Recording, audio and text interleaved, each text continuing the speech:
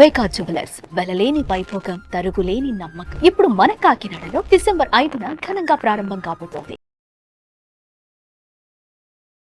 Hello Vamsi గారు. Hello madam.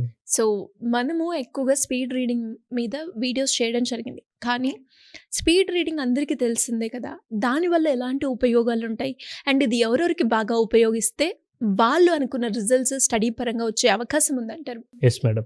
Speed reading ఎవరెవరు ఉపయోగించవచ్చు అంటే, రీడింగ్ పరంగా ఎవరికైతే బెనిఫిట్స్ ఉంటాయో, ఎవరైతే ఖచ్చితంగా మేము తక్కువ టైంలో ఎక్కువ రీడ్ చేయాలి అనుకుంటారో వాళ్ళందరికీ కూడా హెల్ప్ అవుతుంది మేడం. అంటే ఈవెన్ న్యూస్ పేపర్ చదవాలంటే ఇంట్లో ఉన్న ప్రతి ఒక్కరికి అవసరమే, టెక్స్ట్ బుక్స్ చదవాలంటే స్టూడెంట్స్కి అవసరమే, బిజినెస్ ఫైల్స్ స్పీడ్గా చదివి దాంట్లో ఏముందో ఇన్ఫర్మేషన్ తెలుసుకోవాలంటే బిజినెస్ మ్యాన్ కూడా అవసరమే. సో ఎవరికైతే రీడింగ్ పరంగా ఇంట్రెస్ట్గా అంటే వేగంగా చదవాలనే ఆసక్తి ఉంటుందో వాళ్ళందరూ కూడా స్పీడ్ రీడింగ్ నేర్చుకోవచ్చు. అసలు స్పీడ్ రీడింగ్ అంటే ఏంటనేది అందరికి తెలిసిందే. అంటే తక్కువ టైంలో ఎక్కువ ఎలా చదవాలి, స్పీడ్ని ఎలా పెంచుకోవాలి అనేది నేర్పించేది స్పీడ్ రీడింగ్ అనమాట. అయితే ఈ స్పీడ్ రీడింగ్ అంటే చాలా మంది అనుకుంటారు, అంటే వేగంగా చదువుకుంటూ వెళ్తే మనం చదివింది అర్థమవుతుందా అనేది ఒక క్వశ్చన్ మార్క్ ఉంటుంది. అయితే స్పీడ్ రీడింగ్లో వేగంగా చదివేది అర్థం అవుతుందా అంటే ఖచ్చితంగా అర్థమవుతుంది. ఇప్పుడు ఫర్ ఎగ్జాంపుల్ స్పీడ్ రీడింగ్ అంటేనే కాన్సెప్ట్ అది, వేగంగా చదవాలి, ఆ చదివిన దాన్ని అంతే వేగంగా అర్థం చేసుకునే కెపాసిటీ ఉంటేనే అప్పుడు ఆ స్పీడ్ రీడింగ్ మనకు వర్కౌట్ అయినట్టే. ఇప్పుడు స్పీడ్ రీడింగ్ని స్పీడ్ డ్రైవింగ్ తోటి పోల్చొచ్చు. ఇప్పుడు స్పీడ్ డ్రైవింగ్ అంటే మనకు ఏది అడ్డొస్తే దాన్ని ఢీ కొట్టుకుంటూ పోయి మన గమ్యాన్ని రీచ్ అయితే మనకు స్పీడ్ డ్రైవింగ్ వచ్చినట్టు కాదు కదా. మనం సేమ్ స్పీడ్ రీడింగ్ అంటే కూడా మనం చదివే స్పీడ్గా చదువుతాము, ఆ చదివిని మనం అర్థం చేసుకున్నట్లయితేనే ఎప్పుడైతే మన స్పీడ్ రీడింగ్ లక్ష్యం నెరవేరుతుంది ఫస్ట్. సేమ్ అలాగే ప్రతి ఒక్కరు కూడా ఈ స్పీడ్ రీడింగ్ నేర్చుకోవచ్చు. అయితే కొంతమందికి ఫస్ట్ డౌట్ ఉంటుంది, అంటే ఇంత స్పీడ్గా చదువుతూ మా బ్రెయిన్ క్యాచ్ చేస్తలేదు కదా. దీనికి సంబంధించి ఒక చిన్న ఎగ్జాంపుల్ చెప్తాను. అంటే ఈ ప్రాసెస్ ఎలా అలవాటు అవుతుందంటే, ఇప్పుడు ఫర్ ఎగ్జాంపుల్ కొత్తగా మ్యారేజ్ అయిన ఒక జంట ఉందనుకుందాం. ఇప్పుడు అమ్మాయికి శారీ అనేది కొత్తగా, మళ్ళీ పైగా ఏం చేశారంటే హై హిల్స్ వేసుకుంది, స్టాండ్ హిల్స్ వేసుకుంది. ఆ పెళ్లి కొడుకు ఏం చేశారంటే మామూలుగా ఫార్మల్ డ్రెస్లో ఉన్నాడు, షూస్ వేసుకున్నాడు. ఇప్పుడు అబ్బాయి స్పీడ్గా ముందరికి వెళ్ళి, అంటే ఇద్దరు కలిసి ఒక మాల్కి వెళ్తున్నారు అనుకుందాం. ఇద్దరు మాల్కి వెళ్ళే క్రమంలో అబ్బాయి కొంచెం స్పీడ్గా నడుచుకుంటూ ముందరికి వెళ్తాడు. తర్వాత ఈ అమ్మాయి నిదానంగా నడుచుకుంటూ వస్తుంది, ఎందుకంటే అసలు శారీలో ఆ అమ్మాయికి నడవడమే కొత్త, పైగా స్టాండ్ హిల్స్ వేసుకుంది ఆ అమ్మాయి. సో కొంచెం నిదానంగా నడుస్తుంది. ఇప్పుడు అబ్బాయి స్పీడ్గా వెళ్తుంది ముందరికి, అమ్మాయి కొంచెం నిదానంగా వస్తుంటుంది. ఇప్పుడు న్యూ మ్యారీడ్ కపుల్ కాబట్టి పెళ్లి కొడుకు ముందరికి వెళ్ళిన తర్వాత అక్కడ ఆ అబ్బాయి ముందుకు వెళ్ళినందుకు మళ్ళీ ఆగాల్సిందే, ఎందుకు ఆ అమ్మాయి వచ్చేవరకు. ఇలా సేమ్ ఒక ప్రాసెస్లో ఒక డే అక్కడ మాల్కి వెళ్ళేసి వచ్చేసారు. నెక్స్ట్ డే ఇప్పుడు ఇద్దరు మళ్ళీ మాల్కి వెళ్ళాల్సి వచ్చింది అనుకోండి. ఇప్పుడు ఆ అమ్మాయి ఏమంటది, నాకు స్పీడ్గా నడవడం రావట్లేదు, నువ్వు స్పీడ్గా నడుస్తున్నావు కదా, నేను కూడా షూస్ వేసుకొని మామూలుగా శారీ కాకుండా ఫార్మల్ డ్రెస్ వేసుకొని నేను కూడా వస్తాను అని అంటారు. ఇప్పుడు అబ్బాయి స్పీడ్గా వెళ్తున్నాడు, తన వెంట వచ్చే అమ్మాయి కూడా మళ్ళీ తనకు తగ్గట్టుగా మారి తను కూడా స్పీడ్గా ఎలా మారుతాను అని అలవాటు చేసుకొని ఆ అబ్బాయి వెంబడి ఈజీగా నడుచుకుంటూ వెళ్ళింది. ఇక్కడ మారింది అబ్బాయా అమ్మాయా? అమ్మాయి మారింది. అంటే ఫస్ట్ తనకు ఇబ్బందిగా ఉన్నా అబ్బాయి స్పీడ్గా వెళ్తున్నాడు. అంటే మనం స్పీడ్గా చదువుతాం, ఫస్ట్ మనకు అర్థం కానట్టుగా మనకు అక్కడ ఆ ఎన్విరాన్మెంట్ అర్థం కాలేదు ఫస్ట్. అంటే దాన్ని ఎలా క్యాచ్ చేయాలో అర్థం కాక ఫస్ట్ స్ట్రగుల్ ఫేస్ చేసారు అమ్మాయి లాగానే. తర్వాత నేను ఏమంటున్నానంటే ఆ సిచ్యువేషన్కి తగ్గట్టుగా మళ్ళీ నెక్స్ట్ డే అర్థం చేసుకొని నేను కూడా వేగంగా నడవాలంటే నేను కూడా ఫార్మల్ డ్రెస్ వేసుకొని హిల్స్ లేకుండా షూస్ వేసుకుంటే నేను కూడా ఈజీగా నడవగలుగుతాను అని ఆ అమ్మాయి ఎప్పుడైతే క్యాచ్ చేసి తిరిగి ఇద్దరు సమానంగా వెళ్ళారో, సేమ్ అట్లే మీరు రీడ్ చేసేదాన్ని కూడా ఫస్ట్ మీకు స్ట్రగుల్ అవుతుంది. నెక్స్ట్ టైం అక్కడ మీరు అడ్జస్ట్ అయ్యి మీరు చదివే ఆ స్పీడ్కి అండర్స్టాండింగ్ ప్రాసెస్ కూడా ఎంత మీతో పాటు సేమ్ అదే వేలో నడుస్తుంది.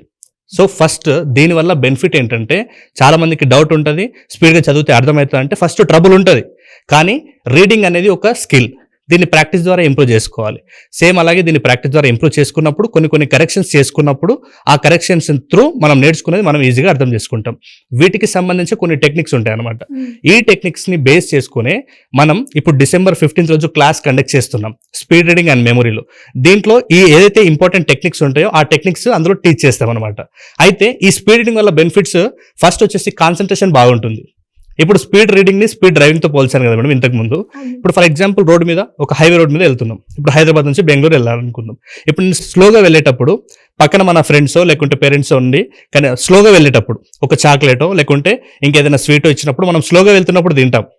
అదే స్పీడ్గా వెళ్తున్నప్పుడు మనం తినగలమా? బాటిల్ క్యాప్ ఓపెన్ చేసి వాటర్ తాగలమా?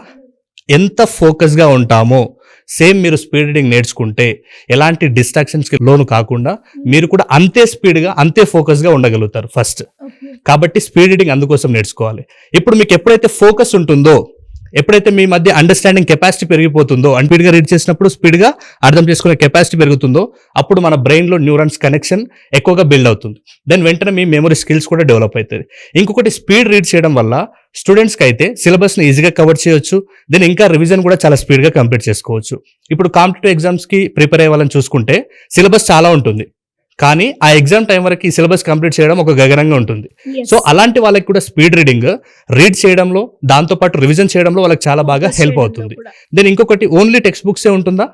లేదు. GK current affairs point of వ్యూలో వాళ్ళకి న్యూస్ పేపర్ చదవాల్సి ఉంటుంది, మ్యాగజైన్స్ చదవాల్సి ఉంటుంది. ఇవన్నింటిని కూడా కవర్ చేయాలంటే మీకున్న రీడింగ్ స్పీడ్ తోటి నువ్వు వాటన్నింటిని కూడా కవర్ చేయడం చాలా కష్టమవుతుంది.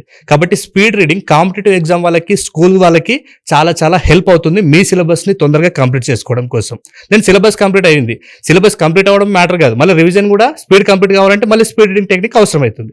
సో ఇలా ఫస్ట్ మీ స్కిల్స్ని ఈ స్పీడ్ రీడింగ్ ద్వారా మీ సిలబస్ని కంప్లీట్ చేసుకుంటారు, మీ స్కిల్ని ఇంప్రూవ్ చేసుకుంటారు. దెన్ దాంతోపాటు ఏమంటే మీకు కొత్త స్కిల్స్ కూడా నేర్చుకోవచ్చు. అంటే ఇప్పుడు మీరు స్టడీ టైం మొత్తం దానికే పెట్టేస్తే, మీరు ఒకవేళ స్పీడ్ రీడింగ్ నేర్చుకుంటే ఫస్ట్ ఆ స్పీడ్ రీడింగ్ ద్వారా మీ సబ్జెక్ట్స్ అయిపోయింది, ఖాళీ టైం చాలా ఉంటుంది. ఆ టైంలో మీకు ఇంట్రెస్ట్ ఉన్నటువంటి ఏదైనా స్కిల్ నేర్చుకుంటే ఇంకా బెటర్ రిజల్ట్ తీసుకుంటారు. కాబట్టి స్పీడ్ రీడింగ్ నేర్చుకోవడం వల్ల అసలు నష్టాలు ఉండవు, ఖచ్చితంగా దాని నుంచి లాభాలే ఉంటాయి. సో ఈ స్పీడ్ రీడింగ్లో కూడా 2 టెక్నిక్స్ ఉంటాయి మేడం. ఒకటి స్కిమ్మింగ్, ఇంకొకటి స్కానింగ్. స్కిమ్మింగ్ అంటే ఏంటంటే న్యూస్ పేపర్ రీడ్ చేసే స్టైల్. అంటే జస్ట్ దాంట్లో ఉన్నటువంటి మెయిన్ థీమ్ ఏంటి దాన్ని అర్థం చేసుకోవడం స్కిమ్మింగ్. మరి స్కానింగ్ అంటే ఏంటంటే ఏదైతే మనకు అవసరమో, ఇప్పుడు ఫర్ ఎగ్జాంపుల్ డిక్షనరీలో ఎస్ అనే లెటర్ మీద ఒక పదం చూడాలనుకుంటాం, దానికి పెద్ద టైం తీసుకోవాల్సిన అవసరం లేదు, డైరెక్ట్గా ఓపెన్ చేసి చూస్తాం. సో స్పీడ్ రీడింగ్లోనే ఇలా స్కిమ్మింగ్, స్కానింగ్ అనేది ఒక బేస్ స్పీడ్ రీడింగ్ టెక్నిక్స్ అనమాట. సేమ్ ఇలాంటివే మనకు అవసరమైన కంటెంట్ని ఈ స్కిమ్మింగ్, స్కానింగ్ లాగానే, ఒకవేళ హై కంటెంట్ ఉంటుంది, హై పారాగ్రాఫ్స్ ఉంటాయి, లెంత్ పారాగ్రాఫ్స్, దాన్ని ఎలా ఈజీగా మనకు అవసరమైన కంటెంట్ని తీసుకొని మెయిన్ ఇంపార్టెంట్ ఇన్ఫర్మేషన్ ఎలా తీసుకోవాలనే విషయాల పట్ల నేర్చుకోవడం కోసం ఖచ్చితంగా స్పీడ్ రీడింగ్ నేర్చుకోవాలి. ఇది అన్ని రకాలుగా హెల్ప్ఫుల్ అవుతుంది. ఎక్స్ట్రా స్కిల్ నేర్చుకోవచ్చు, ఎక్స్ట్రా టైం సేవ్ చేస్తుంది, తర్వాత మీ మెమరీ స్కిల్స్ ఇంప్రూవ్ చేస్తుంది, మీ ఫోకస్ ఇంప్రూవ్ చేస్తుంది, మీ కాన్సన్ట్రేషన్ ఇంప్రూవ్ చేస్తుంది. మీరు ఇంత ఇన్ఫర్మేషన్ తీసుకున్నారు కాబట్టి మీ లైఫ్లో వచ్చే ప్రాబ్లమ్స్ని కూడా ఎలా సాల్వ్ చేసుకోవాలో ప్రాబ్లమ్ సాల్వింగ్ స్కిల్స్ కూడా వస్తుంది. కాబట్టి అందుకోసమే ఖచ్చితంగా ప్రతి స్టూడెంట్ స్పీడ్ రీడింగ్ స్కిల్స్ ఖచ్చితంగా నేర్చుకోవాలని నేను ఖచ్చితంగా చెప్తాను. గ్రేట్ అండి. అండ్ మీరు అన్నట్టుగానే అంటే స్పీడ్ రీడింగ్ వల్ల మనకి చాలా ఉపయోగాలు ఉన్నాయని మీరు చెప్పారు. మనకి టైం సేవ్ అవడమే కాకుండా స్కిల్ని పెంచుకోవడం, దాంతోపాటు ఫోకస్ చేయడం అని. ఇలా ఎవరికైనా కూడా 10th క్లాస్ వాళ్ళే కావచ్చు, లేదు అంటే కాలేజ్లో చదువుతున్న వాళ్ళే కావచ్చు, కాంపిటేటివ్ ఎగ్జామ్ ప్రిపేర్ అవుతున్న వాళ్ళు ఎవరైనా కూడా మిమ్మల్ని అప్రోచ్ అవ్వాలి అంటే ఏ విధంగా అప్రోచ్ అయ్యే ఛాన్స్ ఉంది? దీని గురించి పర్టికులర్గా ఏమైనా సెషన్స్ కావచ్చు, స్కూల్స్లో, కాలేజెస్లో కావాలి అన్నా, లేదు మీరు కండక్ట్ చేస్తున్న క్లాసెస్కి అటెండ్ అవ్వాలి అంటే ఎలా ఉంటుంది? ఎస్ మేడం, ఎవరికైనా అపాయింట్మెంట్ కావాలి అంటే స్క్రీన్ మీద కనబడుతున్న నెంబర్కి కాల్ చేస్తే మా టీం పూర్తి డీటెయిల్స్ ఇస్తున్నారు. నెక్స్ట్ December 15th నుంచి నేను కంప్లీట్గా ఈ 2 కోర్సెస్కి సంబంధించి memory skills and speed reading స్కిల్స్కి సంబంధించి 7 days వర్క్షాప్ని కండక్ట్ చేయబోతున్నాను మేడం. సో ఇది ఆన్లైన్లో నేను 7 days కండక్ట్ చేయబోతున్నాను. ఒకవేళ ఆఫ్లైన్లో ఫుల్ డేస్ అయినట్లయితే మీకు 2 or 3 days అంటే మీ కెపాసిటీని బట్టి ఆఫ్లైన్ క్లాసెస్ తీసుకోవడం జరుగుతుంది. సో మీకు ఆన్లైన్ కావాలన్నా, లేదు ఆఫ్లైన్ క్లాస్కి రిజిస్టర్ చేసుకోవాలనుకున్నా కూడా ఈ స్క్రీన్ మీద కనబడుతున్న నెంబర్కి కాల్ చేయొచ్చు. ఇంకెవరికైనా స్కూల్లో ఇలాంటి ప్రోగ్రామ్స్ కండక్ట్ చేయాలి, 3 hours సెషన్ తీసుకోవాలి లేదనుకుంటే, ఈ స్కిల్స్ అన్ని కూడా మా పిల్లలకి నేర్పించాలి అనుకునే వాళ్ళకి కూడా సపరేట్గా సెషన్స్ తీసుకోబడుతుంది. వాళ్ళు కూడా మా టీంకి కాల్ చేసి మాట్లాడవచ్చు.